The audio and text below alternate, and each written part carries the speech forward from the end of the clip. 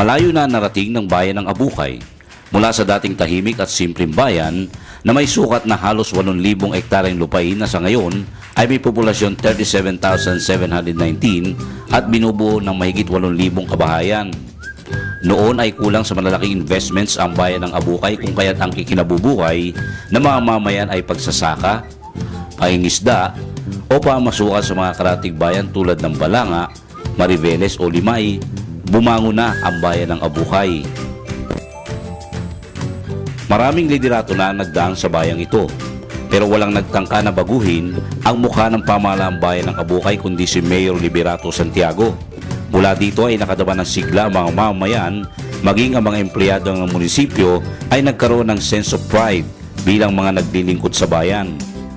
Sa pagkakahalal ni Mayor Liberato Pambato Santiago taong 1998, nagsimulang umakyat at patuloy na tumaas ang ekonomiya at sitwasyon ng bayan ng Abukay. Sa termino ni Mayor Liberato Santiago, nagsimulang magkaroon ng malalaking infrastruktura tulad ng mga sementadong daan. Gayun din mga iba pang infrastruktura tulad ng Abukay Mega Market, Abukay Memorial at mga tanyag na paaralan tulad ng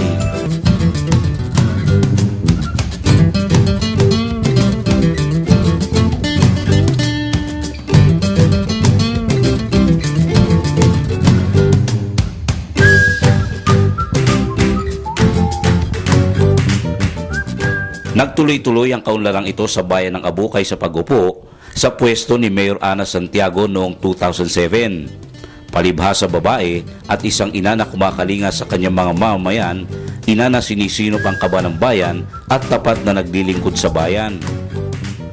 Binigyang pansin ni Mayor Ana ang programa sa pangkabuhayan sa pamamagitan ng trainings. Noong 2008, ipinagawa niya ang isang gusali na pinasineang Abukay Livelihood and Training Center. Dito'y dinaraos ang iba't ibang pagsasanay tulad ng welding, pipe fitting, electrical wiring, dressmaking, cosmetology, candle making, culinary arts and baking at marami pang iba. Sa mahigit na 3,000 graduates ito, marami na ang may trabaho, hindi lamang sa Bataan maging sa mga karatig lugar tulad ng Subic. May ilang nagkaroon maski maliit na negosyo at ang iba ay napunta na sa abroad upang makapagtrabaho, bit-bit ang kanilang natutunan. Kaya nagpapasalamat kami kay Mayor Ana Santiago na sa pamamagitan niya, tuloy-tuloy ang aming kaalaman sa pamamagitan ng training dito sa amin sa Abukay. Hindi kinaligtaang itaguyod din ni Mayor Ana Santiago ang kaunlaran ng ating mga kapatid na katutubo sa Barangay Bangkal. Naipagawa niya ang napakagandang St. Thomas Aquinas Chapel, Daycare Center, Daan, Health Center at iba pang infrastruktura na naglalayo na mabigyan dignidad ang pamumuhay ng ating mga kapatid na katutubo. Sa kanya ring termino, nagkaroon ng proyekto sa housing sa pakipagtulungan ng Gawad Kalinga na ang mamahihirap nating mga kababayan na naka-squat sa tabi ng sementeryo ay maayos na nailipat sa isang maayos, malinis na komunidad at nagkaroon ng sariling tahanan. Ano po ang masasabi niyo na kayo ngayon na isa na sa benepisaryo ng Gawad Kalinga? Ako po si Apolinario Cervantes, dating nakatira sa Sitio Bayabas. Masasabi ko lang po talaga kung napakarumi at malansa paglalo na kung tagulan. At wala pong siya. At nagpapasalamat po ako kay Mayor Ana Dominguez Santiago dahil po nabigyan po nila kami, ako ng aking pamilya, ng magandang pamamahay dito. May kuryente, may tubig. Isa po ako sa natulungan ni Mayor Ana Santiago na matira dito sa JK.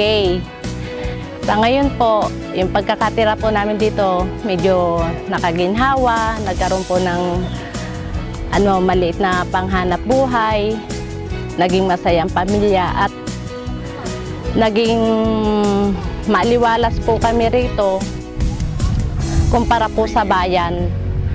Sa ngayon po maganda na po ang aming lugar sa tulong po ni Mayor Ana Santiago. Gayon din ang pagkakaroon ng livelihood project para sa kanilang ikabubuhay.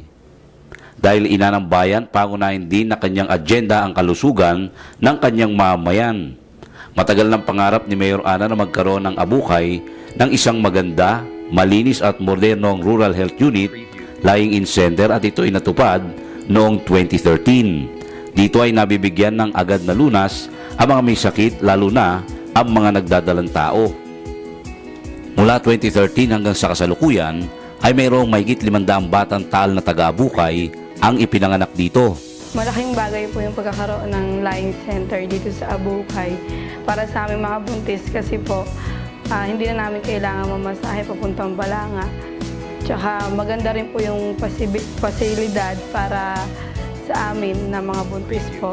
At upang masiguro ang kalusugan at kalinisan ng bayan, ang lahat ng kanilang basura ay maayos na itinatapon at ipinoproseso sa kanilang sanitary landfill at paggamit ng material recovery facility na hudyat sa pagsisimula ng waste segregation.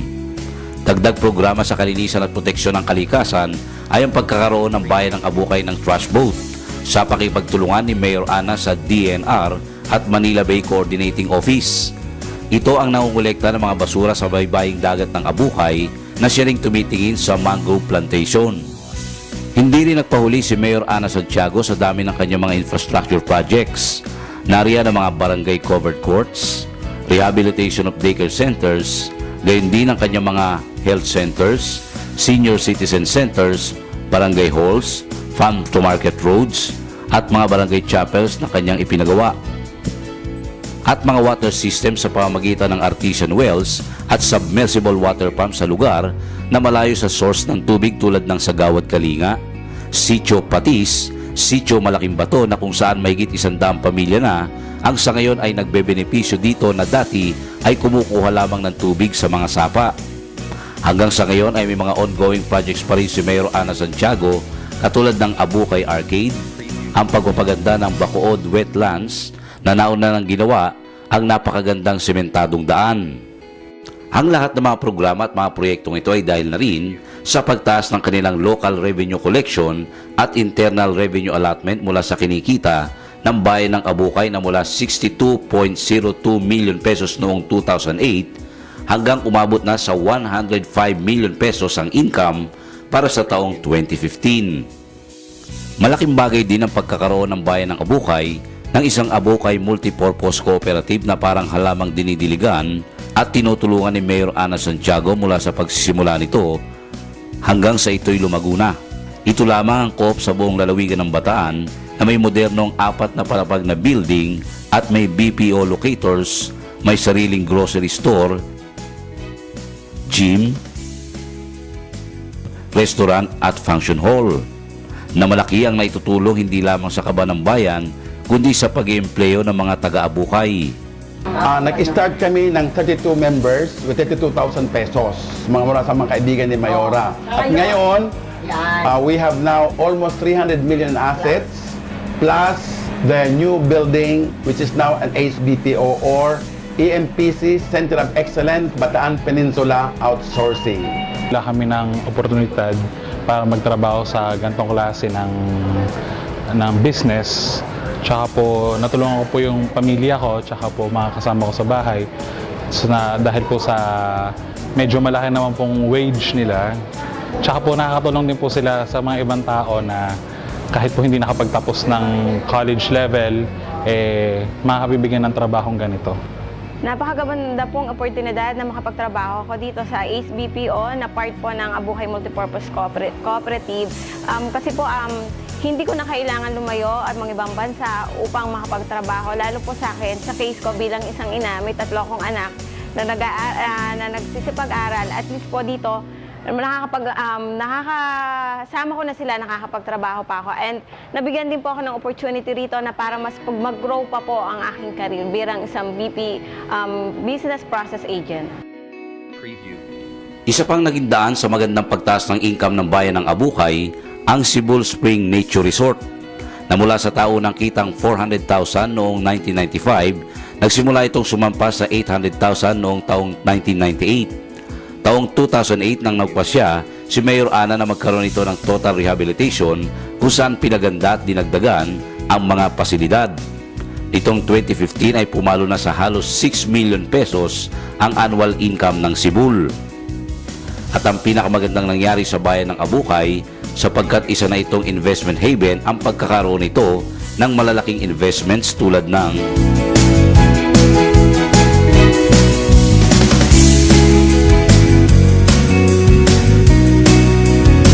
marami pang bubuksan sa taong ito na hindi lamang magdaragdag ng malaking kita sa kaban ng bayan kundi magbibigay pa ng mga trabaho sa mga Abukenyo. Hindi katakatakang sa magandang accomplishments na ito ni Mayor Ana Santiago ay naging recipient o makuha ng bayan ng Abukay ang mga prestihiyosong national awards na Seal of Good Housekeeping ng taong 2010 at 2012, Best in Streamlining para sa pagbibigay ng Mayor's Permit, National Competitiveness Index kung saan number 5 sa buong Pilipinas ang bayan ng Abukay para sa kategoryang 3rd and 6th class municipality, child-friendly municipality. Mula sa isang simple at tahimik na bayan, malayo na ang narating ng bayan ng Abukay at patuloy pa ang pag-angat ng bayang ito. Ngunit marami pang pangarap na kaunlaran si Mayor Ana na nais niyang matupad. Sa aking mga kababayan, ako'y lubos nagpapasalamat sa inyong lahat sa binigay ninyong pakikiisa at suporta upang maging matagumpay ang lahat ng aking proyekto at serbisyo sa bayan ng Abukay. Sana ito'y inyong pahalagahan para sa mga susunod pa nating henerasyon. Karangalan ko ang maglingkod sa inyo. Ako po si Joanna May Bronto, 20 years old, isang buntis, proud to be Abukenyo. Ako po si Charito Carlos, 62 years old, housewife, proud to be Abukenyo. Ako po si Rada Feliciano, isang proud Abukenyo.